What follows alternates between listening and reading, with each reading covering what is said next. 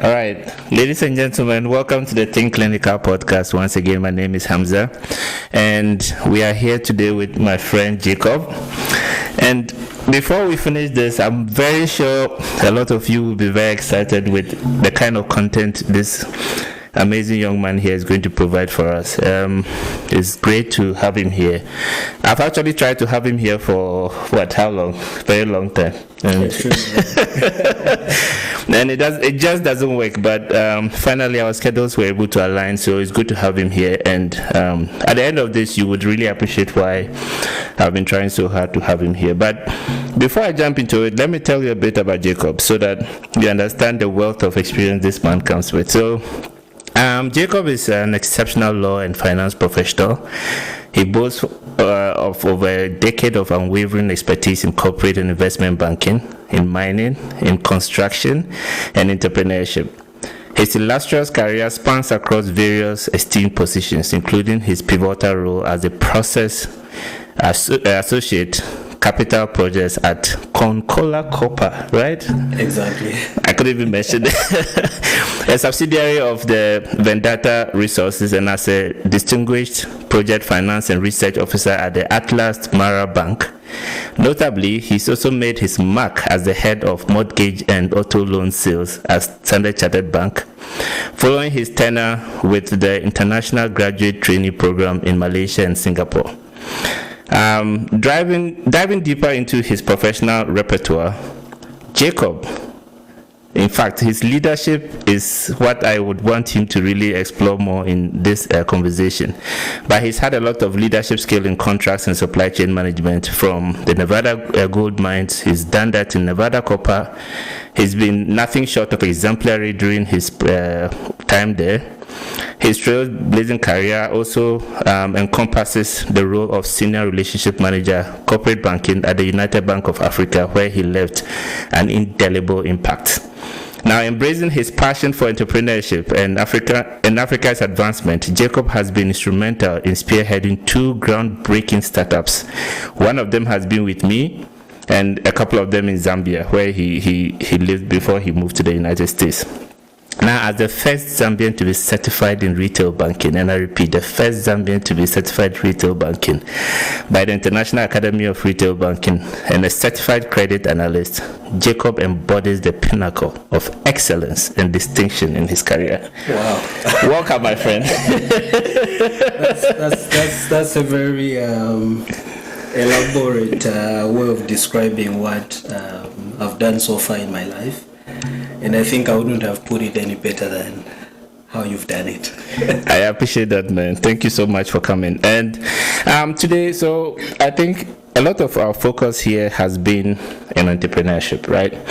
I have been a very strong advocate for healthcare entrepreneurship and just looking at how we can migrate best practices and how we can actually elevate the level of entrepreneurship we have in the healthcare sector. And a lot of my focus has been on doctors because, believe it or not, a lot of doctors, we know how to treat every disease, but unfortunately we lack a lot when it comes to treating people in the business space, and we are not even able to keep businesses healthy like we do for people. So I know I've had a very exciting journey with you. I've had a privilege, and I call it a privilege, of starting a healthcare business with you. So this is an opportunity for you to help the listeners walk through some of the experiences you brought on board, some of the challenges you had, some of the things that surprised you about healthcare, how different that was, because believe it or not, you have way more experience in the other sectors compared to what I have. I've only had the experience in healthcare. And so one of the things and where our journey really started was when we decided when I was coming in to do my MBA, and you reached out and said, look, there's this entrepreneurship competition that you want us to take part in, and we needed to come up with a good idea. I mean, just for the sake of everybody, walk us through that whole experience. What even motivated you to reach out to me in the first place to partner in this whole thing? Yeah, that's a very good question. So I think when I saw the ad about the university looking for people to enter into this competition, one of the things that came in my mind was that was probably an opportunity for us to just give it a shot and also just see how we could push our entrepreneurial plans, ideas, and everything else. Because I remember previously when we met in 2019, yeah, we discussed a lot of things. We did. We definitely did. I always joke about this. I tell people, I was like, we spoke about a lot of business ideas, which I think were so scary. And from that time until the time when we participated in the Sontag competition, we had actually never actualized any of those discussions that we had.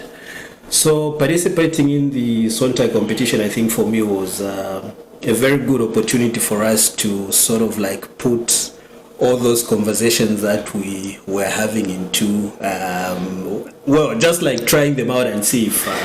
just to cut you a bit short, if you could elaborate, let the listeners understand what the Sontag entrepreneurship competition is. I think that would be a good context to put the whole conversation in. Yeah, exactly. So the University of Nevada, Reno, every year they run a competition where they invite students to participate in this entrepreneurship-based challenge. So you pretty much present your ideas, your business ideas, and once your idea is valued or thought of like being viable, then you end up going all the way and pretty much winning $50,000. So our idea really was to just see how we could package this business idea that we had for quite some time. And I remember when we started that competition, I think there were over 20 plus teams that participated in the initial stages. So we went through all the process, and I mean, this is a conversation obviously that we're going to have as we go on. But in a nutshell, that's what the program or the competition is all about. So it's pretty much just about helping students with viable business ideas to scale and just to actualize what those ideas are. Okay. Yeah. So, I mean, I know we went back and forth with how to really conceptualize the idea, and I was surprised that you decided to go very deep into the healthcare entrepreneurship idea when you haven't done anything in healthcare. So, I mean, it was amazing. And the second thing that amazed me was that we were trying to implement this in a country you've never visited before, in Ghana. So tell me, what was the thought process for you like? Was it, and I know you're a very bold man. You take very bold steps, but what was the thought process like, just jumping into a sector you've never been in and in a country that you've never had any experience in? Yeah, I mean, so I think if you remember very well, when we were conceptualizing the whole idea, I think we struggled between pushing an idea in the construction sector and also pushing an idea in the healthcare sector. But on the back of that, I realized merging the two ideas would have been very difficult for us to just package and also convince people that we had a viable business idea within those two areas. And obviously, like, you know, someone who really trying out new things. I know that. I figured that was a very good opportunity for me to just dive in and see if I could do something different that I'd never done before. And just to sort of like take you back a little bit, I've spent quite a number of years working in the banking and financial services sector. And during this time that I was working in banking, I saw how ineffective payment channels were at certain times, and I also saw where the gap was and where the opportunity was. And having worked with a number of SMEs that were in the healthcare space, I figured I had a little bit of understanding about how the whole entire sector works, especially bridging the aspect of making payments using online channels, and just pretty much creating a symbiotic community where all these different players could come together and just champion healthcare access, as it were. So for me, in a nutshell, I think it was a very good opportunity for me to just see what I could learn and also what I could contribute in terms of making the whole business idea viable. I'm talking about Ghana. I know you and I have had we a have lot of interactions. On the back of that, I think I also had an idea of how Ghana is, what Ghana is all about. And the fact that Ghana and Zambia are both Commonwealth countries, I knew for a fact that there were a lot of things that we had in common. And I mean, based on that, it was very easy for me to join in. That was a pleasant surprise, because when I sit down and I think about it, and I know you are very strong when it comes to retail banking, when it comes to like the finance and the construction sector, you are just amazing. I was wondering if I had the same courage to venture into something like that if we had decided that we'd do something in construction. But I mean, it was comfortable for me, but then very admirable for the step you took. But then, looking at all the things you have done and all the experiences you've had, you've played around the finance industry for a while. You've played around construction for a while. You've groundbreaking startups that as I said, how is the healthcare industry different? Because I believe across Africa we have the same landscape when it comes to healthcare. We have the same challenges. How is that different in entrepreneurship, especially compared to all these other sectors that you had actually built companies in? Yeah, so I think each industry has got its own intricacies, if I can use that word. There are certain things that drive how you build your business around a certain idea in a particular industry. So if, for instance, you look at construction, there are certain things that you need to know. For instance, is there demand for this product? What is it going to take for me to just build the idea? What sort of resources will I need for me to just scale the idea in general? And when you dive in, you start realizing that much as there are all these differences between these business ideas, they have something in common. It's about identifying where the gap is, identifying where the opportunity is, identifying where the challenge is, then putting together a solution to actually solve those particular challenges. So looking at the healthcare industry, much as it's a different area, a different sector altogether, it has something in common with all these other businesses, which is providing a service and a service that people are ready to pay money for. And that's exactly what we're trying to build on that particular. That's a really good one. And I think we had that conversation of the gap. And I think it came up in a lot of the pitching we did in the course of the program. But a big part of this is, again, your lack of surprise. When I was telling you about the problems that we had in Ghana, I mean, I want you to elaborate on it. How did you feel just listening to the problems of healthcare in Ghana and thinking that this is exactly what we are having in Zambia? What does that tell you about the healthcare landscape in Africa generally? Yeah, so we share a lot of similarities. So when you were telling me about how hard or difficult it is for people to, for instance, tell what sort of healthcare facilities are within a certain radius, I could relate to that, because even back home in Zambia, it's not very easy for you to, for instance, use your phone to try and locate where the nearest health facility is. And because of that similarity, I think it was very easy for me to sort of like understand exactly what challenge was before us and understand exactly what sort of solution we needed. And on the back of that again, I know just like in Ghana or any other African country, we have these industries that pretty much operate in silos. So you have a pharmacy that doesn't connect with a hospital, for instance. You have this courier delivery company that doesn't connect with all these service providers. Then you have this financial institution that has not built its payment channels to feed into these separate industrial players in the ecosystem. So that's pretty much an issue, a challenge that cuts across all the countries on the continent. So when you were telling me about all those issues, I was like, look, I think this is not only unique to Ghana. I think it's also a challenge that we're facing in Zambia. So in my mind, I figured if we were able to solve that particular challenge in Ghana, it was very easy for us to scale that particular idea across the continent. And I think it became a conversation getting to the end of the whole thing. But I mean, just for the sake of people who didn't understand what we had to experience in this whole process.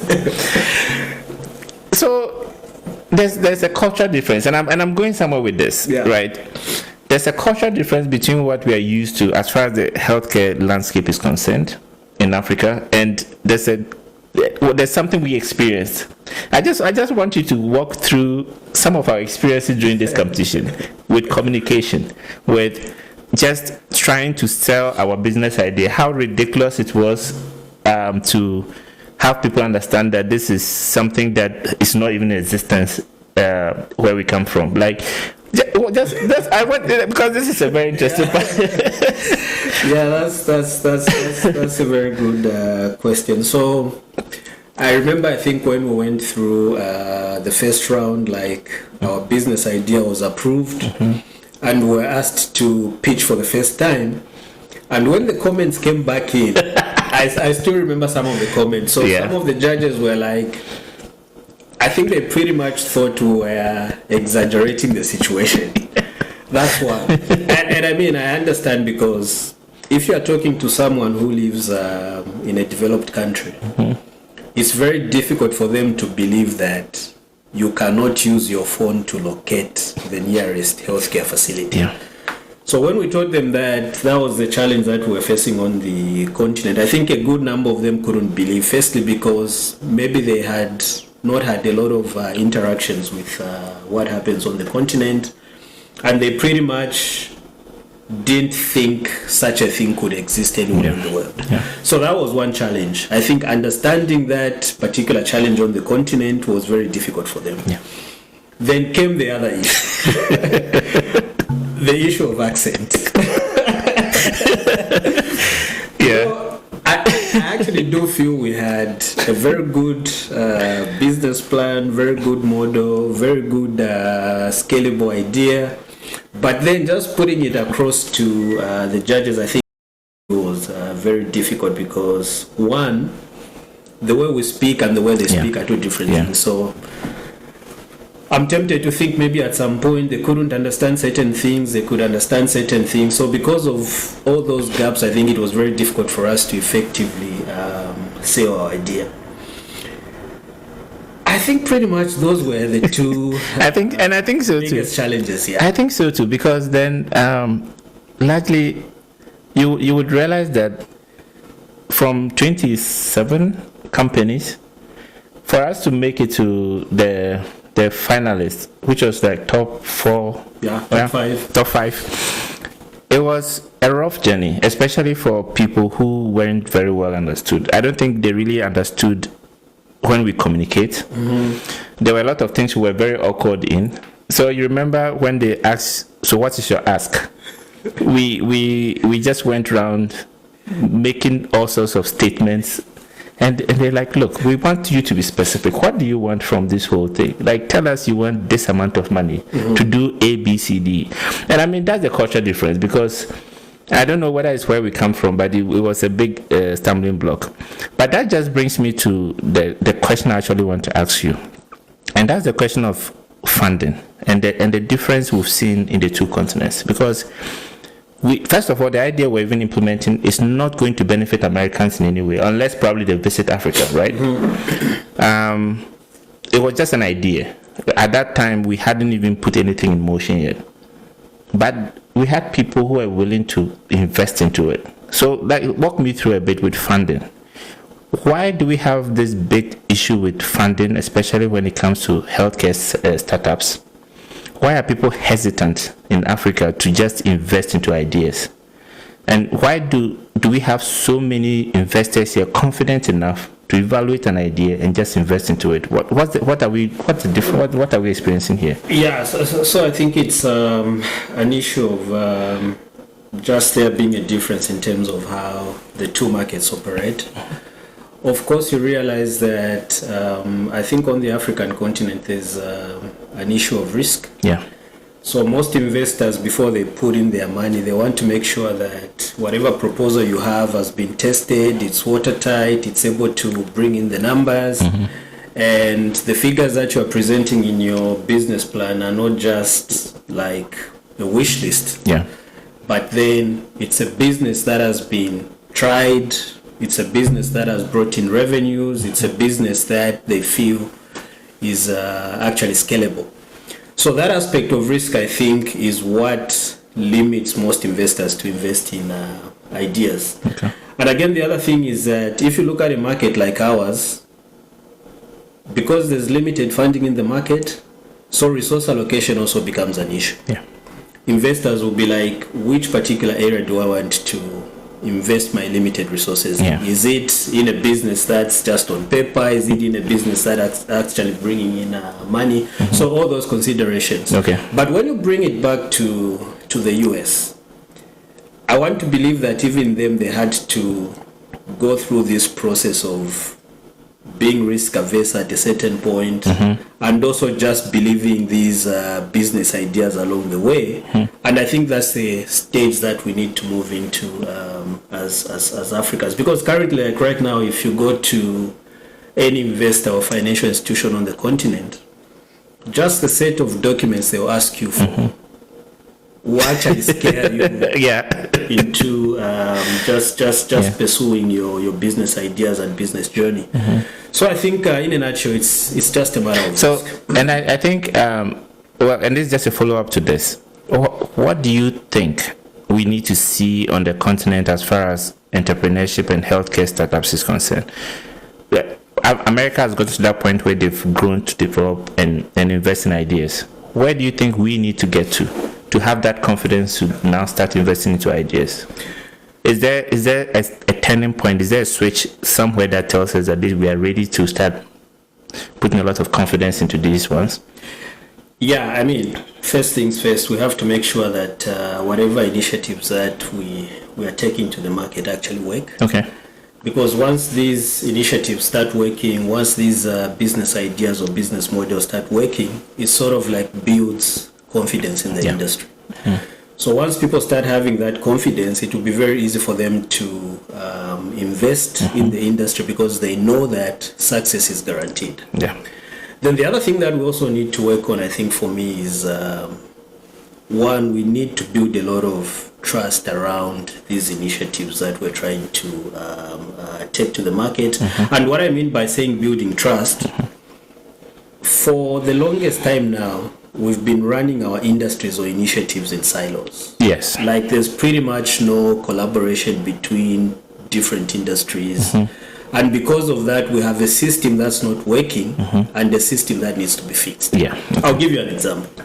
So in the US, you find that a financial institution, for instance, has a way of linking their product into a healthcare facility. Okay. If right now I want to pay for something, if I want to pay a dentist, if I want to pay a private doctor, I can easily do it because all these things are linked. Yeah. But on the continent, I think because there's no connectivity, in a nutshell, we don't have a system. So I think we pretty much need to start investing a lot of time and resources in making these independent systems speak to each other. Okay. If you are a courier delivery company, how do you grow your market? Is it just by waiting for people to call you to move something for them, or are you able to move it a step further and collaborate with service providers so that you can do a service on their behalf at a minimal return? That makes, of course. For us, we want to make huge amounts of money the first time. We don't believe in volume. Yeah. So if you're making $1, $2, but your volume is substantial, at the end of the day, it builds up. And it becomes more sustainable. Exactly. Yeah. So we need to start working around creating this ecosystem of industry players, entrepreneurs that can support each other and that can build a system that speaks.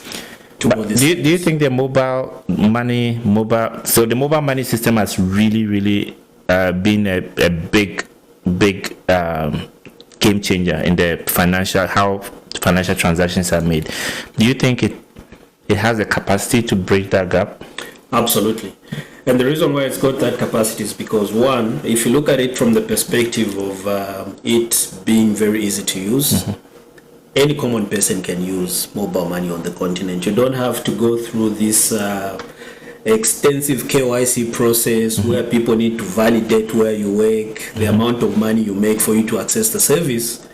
The only thing you need for you to access mobile money, obviously, is just presenting your maybe your passport, your NRC. Once they're able to validate exactly who you are, that's enough for them to extend that service to you. And if you look at the figures right now, I think mobile money on the continent has become a very, very huge economic driver. Okay. Everyone is transacting. Whether be it at the village, be it in urban settings, be it anywhere, at least someone has got access to some sort of mobile banking platform. Yeah, so mobile money, I think for me, has got the potential to bridge that gap. And the reason why it's also at an advantage is that it's very easy to link mobile money payments into all these other services. Yeah, that's really true. Yeah.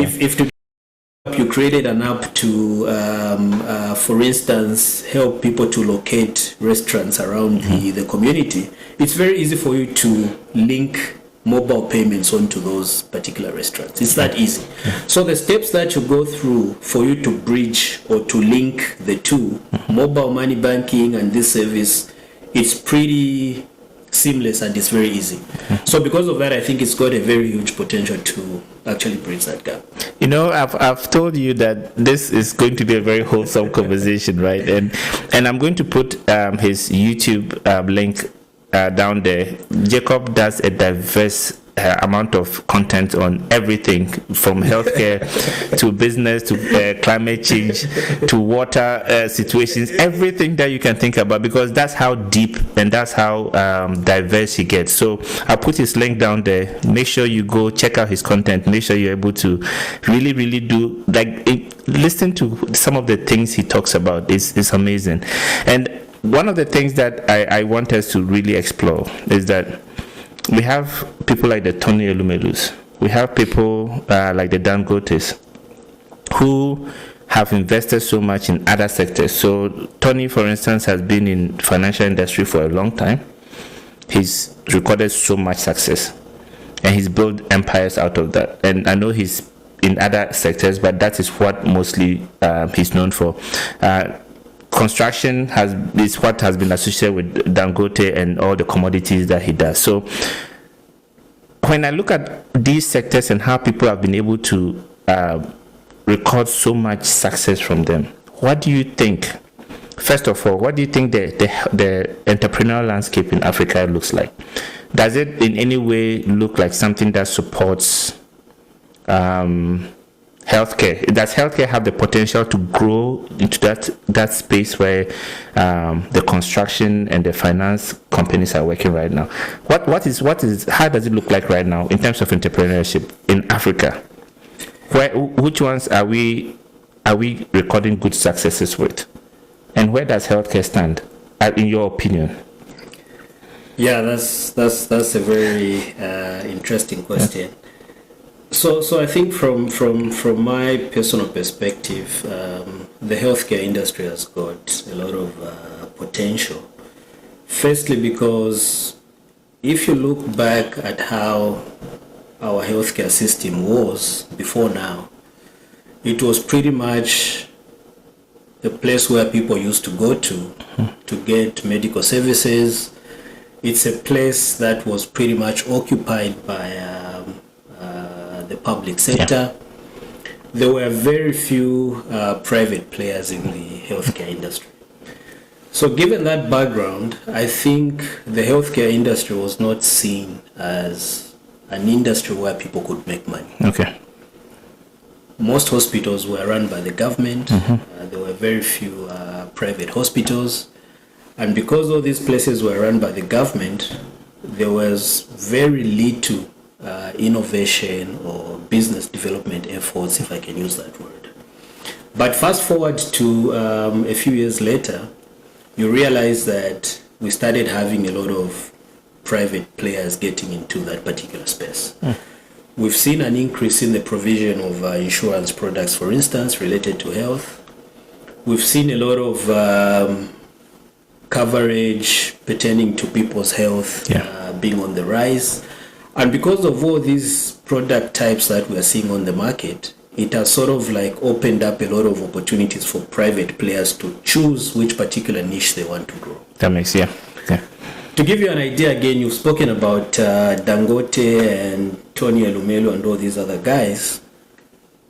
What you realize is that because they're building all these businesses, when you build a business, you expect the employment rate to go up. Okay. You are employing people. Yeah. So as you employ people, the need for you to provide healthcare coverage also goes up. Yeah.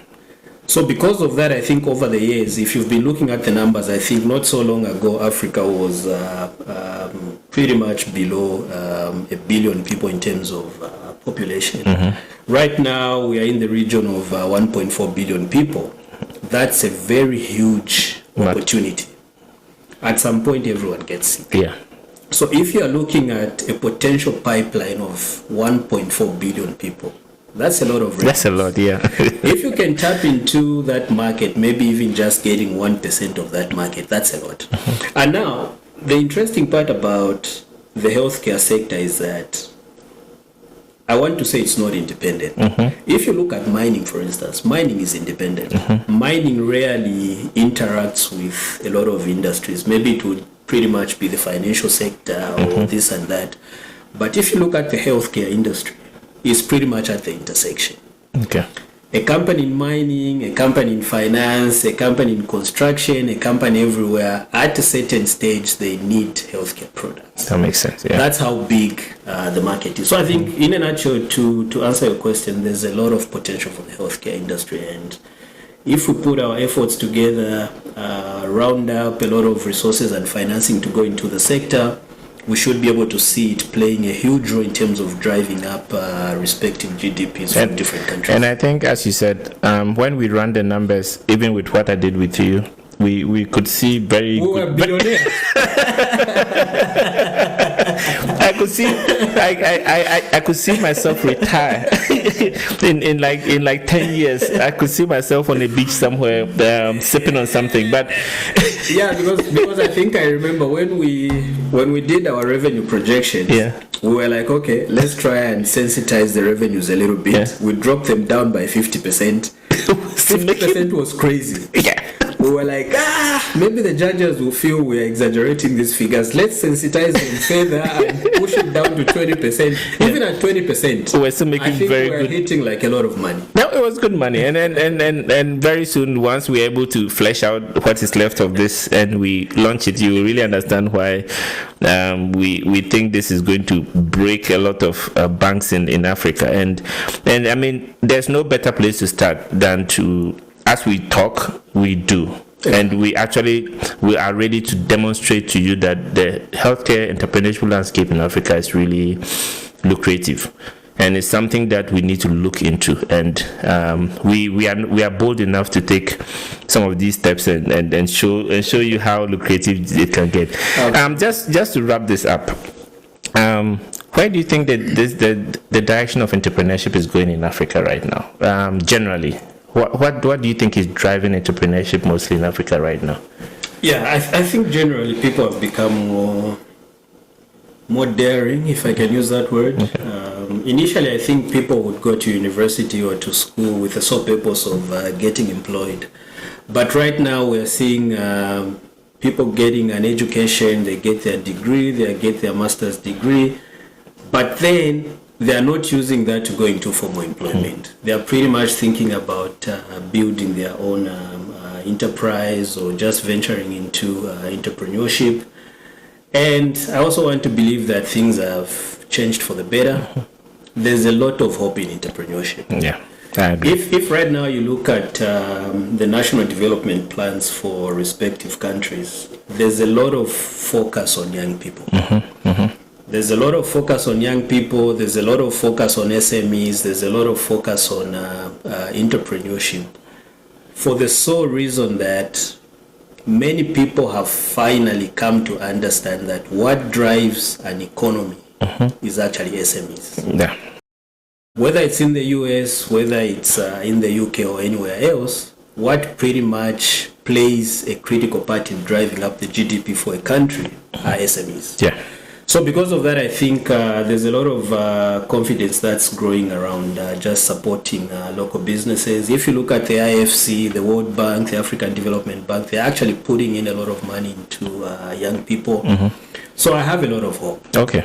I know if you go into a market like Nigeria, you go into a market like Kenya, the people who are actually running those economies are young people and entrepreneurs. I agree. There's a lot of hope. That's good to hear, because I still have a lot of hope. And anytime I sit back and I look at all the things we can do, I actually have this confidence that we have what it takes to get it done. Absolutely. And with people like you, and with, I mean, this goes beyond friendship for me. This is a learning process whenever I'm with you. It's a lot of enlightenment, just knowing that I have people I can share thoughts with and align with on so many different things. Just to wrap this up, if you have any last words on anything that you probably think should be something we should pay attention to, especially for healthcare entrepreneurs out there, this is the time to let them know some of the gems that you've been dropping on me. Yeah, I mean the healthcare industry, obviously, like I've mentioned, is not so different from other sectors. We really need to work very hard in terms of just identifying where the gaps are. Once we identify those gaps, it's very critical for us to put together workable solutions that are going to address our everyday challenges. Unlike, for instance, in the construction sector, where you are either doing commercial construction or you're doing retail construction, there are a lot of opportunities in the healthcare sector. All of us can win, all of us can have a share of the cake. Yeah. But I think we need to move it a step further and start collaborating on some of these things. You can't do everything on your own. And collaboration is a big thing. Exactly. Is a big thing. Yeah. I think if we approach it that way, I think it's going to be a win for everyone. I'm so excited for what lies ahead, and I'm really hoping that we can push this business idea, actualize it, and retire on this idea. Look, it's amazing whenever we speak, right? And I really do appreciate you making the time today, because in as much as we are doing the work, we are also trying to educate people. Absolutely. And let them understand things and look at things from the perspective from which we've looked at. So I really, really do appreciate you coming in today. Thank you. It's been, and I told you it was going to be a powerful conversation. And if you didn't believe me from the beginning, you do now. Please remember to go to his channel, subscribe, and then enjoy all the wonderful content he has. And this has been another episode. I'm even short for words right now when I listen to this guy talk. So it's an amazing opportunity to listen to you once again. So if you haven't done that already, remember to subscribe, like, and share our page, and we will see you again in our next episode. Take care. Thank